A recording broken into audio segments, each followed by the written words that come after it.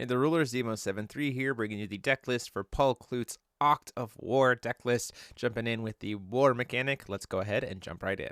This session brought to you by Odyssey Games for pre-orders and sealed product, TCG Prime for tons of singles and supplies, Cardo Doko for international rulers looking for products, and fowtlibrary.com for articles and wonderful deck lists. As well as our guest lecturer members King Pearlshine, Vite Ramen, Mognite, and Darren Noblock. Class is in session. So this is the list. It honestly doesn't use a whole lot of Oct's cards. It's kind of using just generic good cards that kind of work well with what the deck wants to do. It's kind of a rushed out, tricksy kind of deck as opposed to a cascading aggro, which seems to be a lot of what like Oct's initial game plan in her set idea was.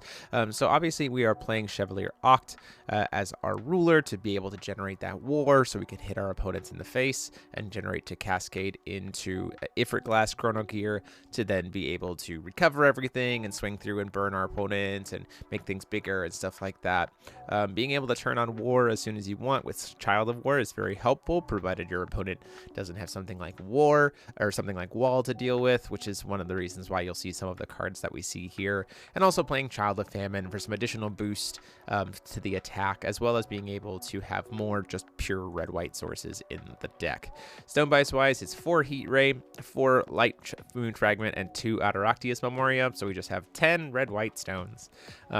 Going into the main deck here, obviously we're playing 4 copies of the contract. Thank goodness for those higher print rulers or higher print rates for these, so that it's very easy to be able to pull them. It's a great card to be able to shoot your opponent and then get some pushing there, or just get a blocker out of the way so that you can start swinging in.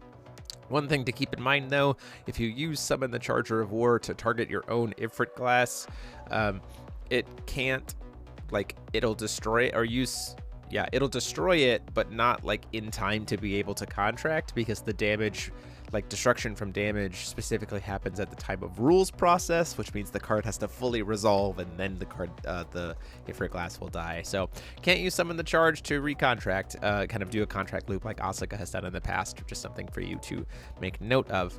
We're also playing 2 Chivalry's Hatred, just as a way to help kind of push down the deck in terms of the aggro. It's very easy for this deck to make a bunch of dudes, especially with Necromancy of the Cursed Spirits for tokens, ramping up some additional stones for Phantasmal Ascendant, and then keeping them on board with Raymond, the God Art of Raymond, as you've seen before. A tech that's starting to pop up a lot more in a lot of decks that can find room for it, is just making good use of that ability there.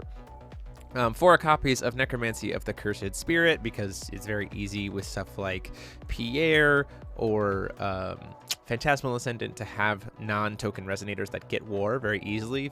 Phantasmal Ascendant from ramping in at the end of your opponent's turn, or the fact that Pierre has Swiftness and Flying. So you can really get some cascading aggro out of that. Pierre also really helps because he can pop those additions, which means he can get rid of walls, so it's no longer a threat to you. Also playing some more copies of Flute for some additional ramp.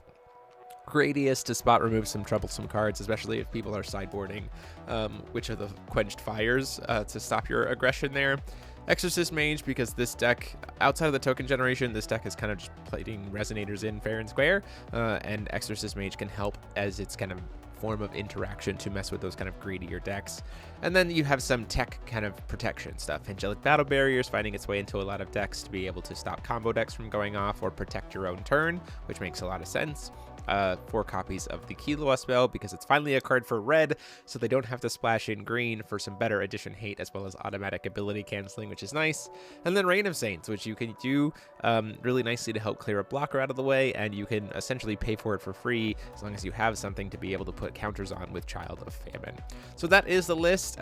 Pretty cool to see this version of Oct, kind of how you already see after you see the GP this past weekend, how this version and the one that we saw from Steven Jesswain is so different. So it's cool to see people taking their different ideas on these rulers and putting them to good use. But let us know your ideas for Oct in the comment sections down below.